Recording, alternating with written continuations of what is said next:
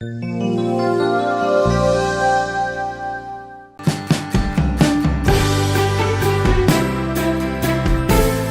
خداوند میں میرے عزیز بھائیوں اور بہنوں، آپ سب کو نیا سال بہت بہت مبارک ہو۔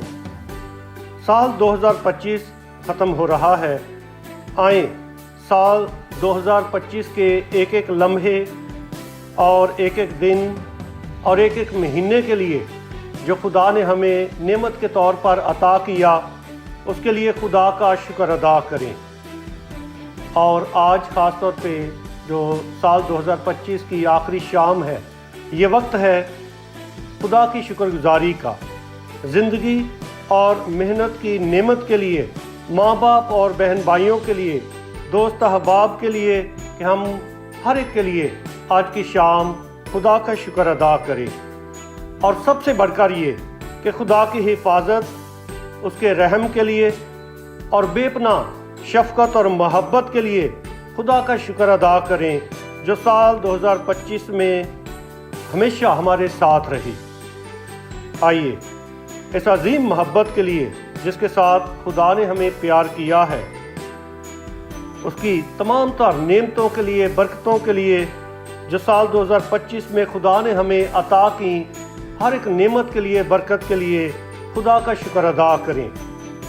شکر گزاری کے ساتھ ساتھ یہ وقت ہے اپنے ضمیر کے امتحان کا، تاکہ ہم سوچیں، غور کریں کہ سال 2025 میں ہم نے کیسے وقت کو غنیمت جان کر استعمال کیا۔ یہ وقت ہے اپنے ضمیر کے امتحان کا، محاسبے کا، تاکہ ان غلطیوں کو نہ دہرائیں جو شاید سال 2025 میں جانے انجانے میں ہم سے سرزد ہوئیں۔ آئیں ہم اپنے آپ سے سوال کریں، اور سب سے پہلا سوال یہ کہ کیا میں نے شخصی طور پر اور جماعتی طور پر دعا کو اپنی زندگی کا محور اور مرکز بنایا یا کہ نہیں؟ کیا میں نے دعا کے ذریعے خدا کے ساتھ اپنے رشتے کو مضبوط بنانے کی کوشش کی ہے یا نہیں؟ اگر نہیں کی تو سال 2026 ایک بہت بڑی نعمت ہے، ایک اور موقع ہے، تاکہ ہم دعا کے ذریعے اور خدا کے کلام کو پڑھنے کے ذریعے اور اس پر عمل کرنے کے ذریعے اپنی روحانی زندگی کو، دعائیہ زندگی کو اور خدا کے ساتھ اپنے روحانی رشتے کو اور زیادہ مضبوط بنا سکیں۔ آئیے ہم اپنے آپ سے یہ سوال کریں کہ کیا میں نے عزت، شہرت یا پیسے کے لالچ کے لیے کسی کو دھوکہ تو نہیں دیا، کسی کا دل تو نہیں دکھایا، یا کسی کا کوئی نقصان تو نہیں کیا؟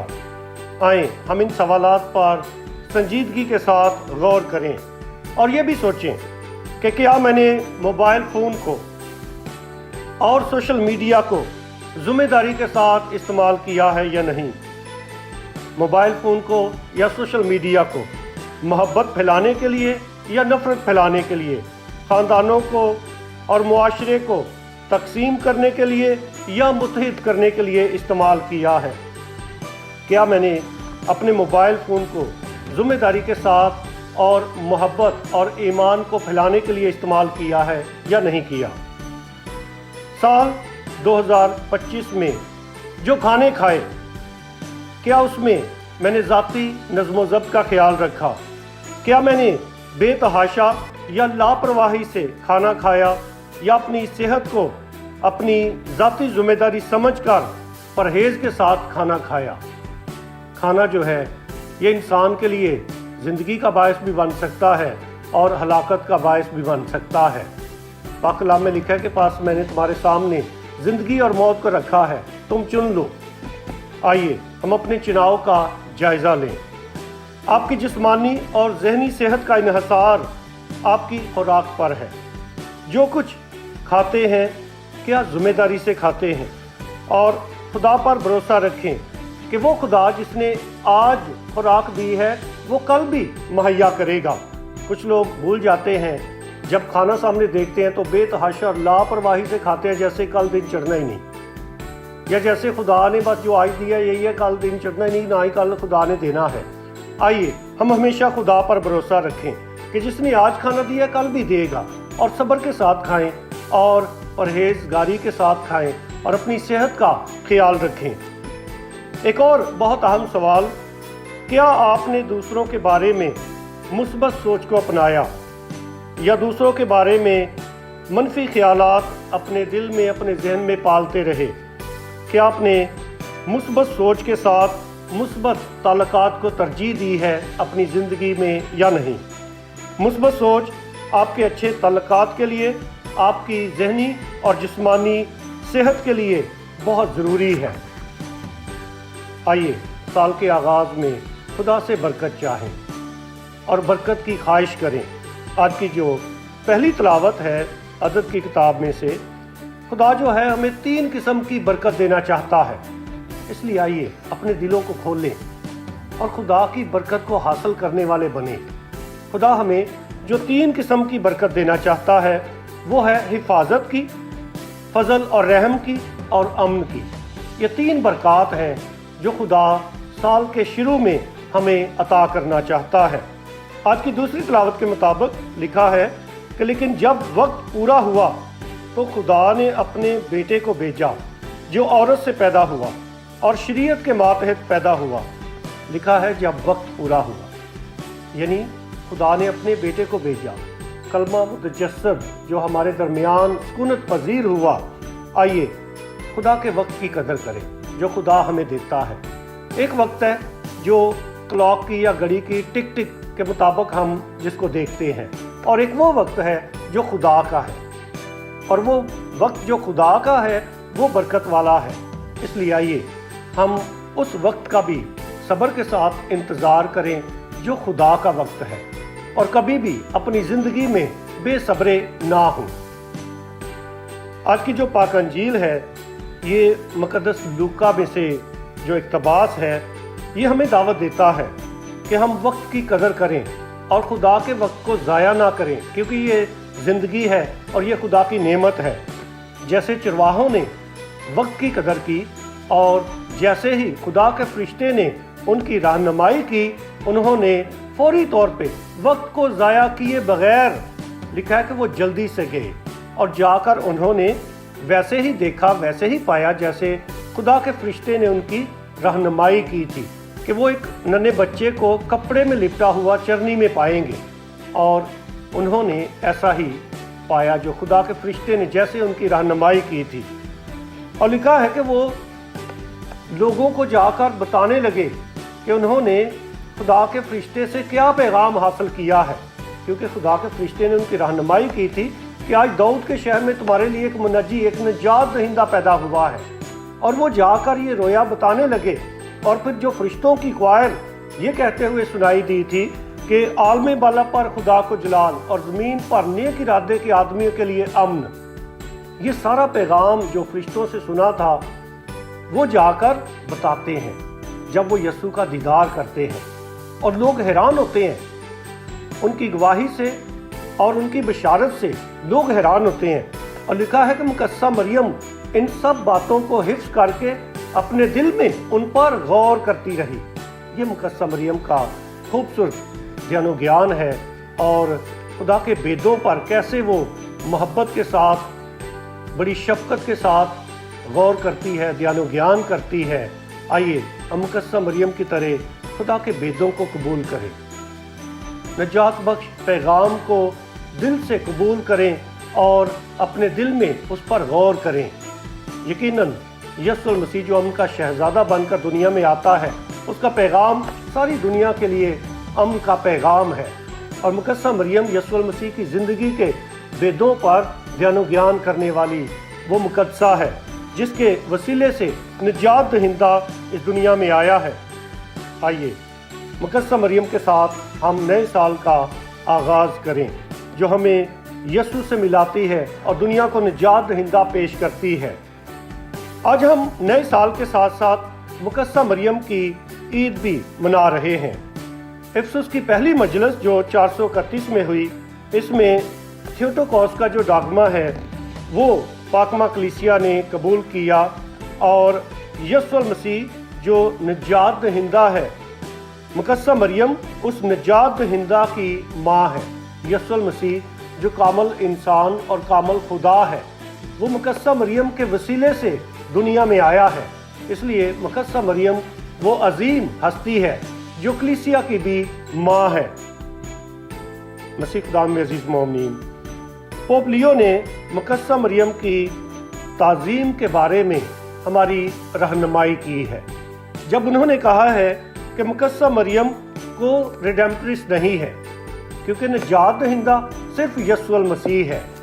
और उन्होंने 5वीं सदी के इस लक़ब को जो मुकद्दसा मरियम के लिए इस्तेमाल किया जाता है, उसमें रहनुमाई की है कि मुकद्दसा मरियम जो है वो को रिडेम्पट्रिस नहीं है, यीशु मसीह निजात दहिंदा है। और बेशक मुकद्दसा मरियम ने मनसूबा निजात में अपना बहुत अहम किरदार अदा किया है, लेकिन पोप लियो ने सिर्फ इस लक़ब के बारे में रहनुमाई की है कि ये लक़ब मुकद्दसा मरियम के लिए इस्तेमाल ना किया जाए। रडीमर यानी निजात दहिंदा एक ही है और वो यीशु मसीह है। लेकिन याद रहे, पोप लियो ने मुकद्दसा मरियम की ताज़ीम से किसी को मना नहीं किया। मुकद्दसा मरियम की ताज़ीम और दीगर मुक़द्दसीन की ताज़ीम के बारे में फातिमा कलीसिया की बाकी वही तालीम है, और हम ईमान रखते हैं कि मुक़द्दसीन हमारे लिए सिफारिश करते हैं और हमें खुदा के फ़ज़ाइल दिलवाने का ज़रिया बन जाते हैं। मसीह खुदा में अज़ीज़ मोमिनीन, आज हम सारी दुनिया में यौम अमन भी मना रहे हैं। मुकद्दसा मरियम के ईद के साथ साथ हम आलमगीर सतह पर अमन का दिन भी मना रहे हैं, और साल 2026 का जो अमन के दिन का आलमी अमन के दिन का मौजू है, पोप फ्रांसिस ने बड़े खूबसूरत अल्फाज का चुनाव किया है। पीस बी विद यू, सलामती आपके साथ हो, अमन आपके साथ हो। कदीम ज़मानों से एक दूसरे को सलाम करने का तरीका यीशु मसीह नई ज़िंदगी के साथ शागिर्दों के लिए पाशका के मौका पर इस्तेमाल करते हैं। ऐसा अमन जो जी उठे यीशु का है, जो हमें अपने आप को गैर मसल्ला करने की दावत देता है। ऐसा अमन जो जी उठे यीशु का अमन है, जो गैर मसल्ला है और हलीम है। अच्छा चरवाहा जो भेड़ों के लिए अपनी जान देता है। यीशु हमारा अमन है जिसने मौत पर फतह पाई है।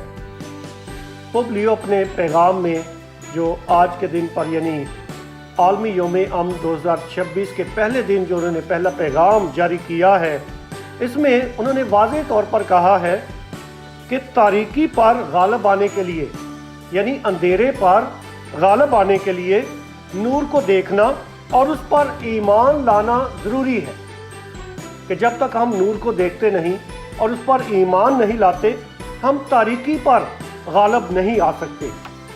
उन्होंने मुक़द्दस अगस्टीन के एक हवाले का जिक्र किया है। उन्होंने कहा कि अगर तुम दूसरों को अमन की तरफ लेकर आना चाहते हो तो ज़रूर है कि तुम्हारे पास खुद अमन हो। अमन के नूर से दूसरों को मुनव्वर करने के लिए तुम्हारे पास अमन की रोशनी का होना, अमन के नूर का होना ज़रूरी शर्त है कि अगर आप दूसरों की ज़िंदगी को अमन की रोशनी से मुनव्वर करना चाहते हो तो ज़रूर है कि तुम्हारे पास खुद ये अमन की रोशनी मौजूद हो। पोप लियो ने बड़ी मुस्बत सोच से मुतारफ़ करवाया अपने इस पैगाम में। वो कहते हैं कि अमन मुमकिन है। अमन सिर्फ एक हदफ नहीं है, सिर्फ एक गोल नहीं है जिसको हासिल करना है या अचीव करना है। वो फरमाते हैं कि अमन मौजूद है और अमन एक सफ़र है। अमन ज़िंदगी का असूल है जो हमारे इंतखाबात की रहनुमाई करता है। पोप लियो ने यीशु मसीह के उस हवालों का भी जिक्र किया है जहाँ पे खुदा यीशु मसीह कहते हैं कि तलवार को म्यान में रख, अगर कोई तेरे एक गाल पर तमाचा मारे तो दूसरा भी फेर दे, 7 के 70 बार मुआफ़ कर, क्योंकि मुआफ़ी अमन कायम करती है। इसलिए पापा आज़म ने उन हवालाजात का जिक्र किया है जो यीशु मसीह की अमन की तालीमात हैं। जी उठे यीशु की सलामती, उसका अमन गैर मसल्ला है। पोप जॉन 23वें ने कहा था कि जंग और हथियारों की वजह से लोग खौफ में हैं और ऐसे हालात में ज़रूरत है कि लोगों की ज़िंदगी से इस खौफ को दूर किया जाए, और वो उसी सूरत में हो सकता है जब हम अपनी ज़िंदगी को, अपने जहनों को और अपनी दुनिया को गैर मसल्ला बनाएंगे। वेटिकन की मजलिस दौम ने मुकालमा पर जोर दिया कि दुनिया के जो बहरान है, मसाइल हैं, इनको मुकालमे के ज़रिए हल किया जाए और मुकालमे की राह को इख्तियार किया जाए। जंग का रास्ता नहीं बल्कि मुकालमे का रास्ता अमन का रास्ता है। पापा आज़म फ्रांसिस ने फ्रैटेली तुत्ती अपनी एक दस्तावेज़ में, जिसका मतलब है हम सब भाई हैं, इस दस्तावेज़ में मुक़द्दस फ्रांसिस ऑफ असीसी को अमन की बेदारी का एक कामल नमूने के तौर पर उसको पेश किया है। ऐसे हालात में जहाँ शहर मैदान जंग या जंग का थिएटर बने हुए थे, मुक़द्दस फ्रांसिस ऐसे हालात में हकीकी अमन को अपने दिल में खुशामदीद कहता है। वो ताकत और इक़्तिदार की ख्वाहिश से अपने दिल को खाली करके गुर्बत और हलीमी को अपना लेता है। मिस्र के सुल्तान के साथ मुक़द्दस फ्रांसिस ऑफ असीसी की मुलाकात का मकसद जंग का खात्मा और अमन को बहाल करना था। पाचम इन टेरिस में पोप लियो 23वें ने हथियारों की दौड़ की मजम्मत की है और अपने पैगाम के आखिर में पोप लियो ने उम्मीद की जुबली का हवाला दिया है कि साल 2025 जिसमें हम उम्मीद की जुबली मना रहे हैं, उम्मीद की ये जुबली हमें दावत देती है कि हम अपने दिलों, जहनों और ज़िंदगियों को गैर मसल्ला बनाएं। और अपने पैगाम के आखिर पे उन्होंने बड़ी खूबसूरत बात कही है कि एक भाई जो दूसरे भाई की मदद करता है वो मजबूत शहर की मानिंद है। आइए हम उस मजबूत शहर की मानिंद बने। आइए हम मुक़द्दस फ्रांसिस की तरह एक दूसरे के लिए अमन का वसीला बने। आप सबको आलमी योम अमन बहुत बहुत मुबारक हो। नया साल बहुत बहुत मुबारक हो। ख़ास तौर पे मेरी तरफ से और आरवीए के सारे स्टाफ की तरफ से, ख़ास तौर पे हमारे chairman फ़ज़ीलत Moab arch bishop doctor Joseph Arshad की तरफ से और हसन जैदी की तरफ से, मिसेस इरम की तरफ से, मिस सना और मिस्टर साउल की तरफ से, हमारे सारे स्टाफ की तरफ से आप सबको आलमी योम अमन और नए साल की खुशियाँ और बरक़ात बहुत बहुत मुबारक हो।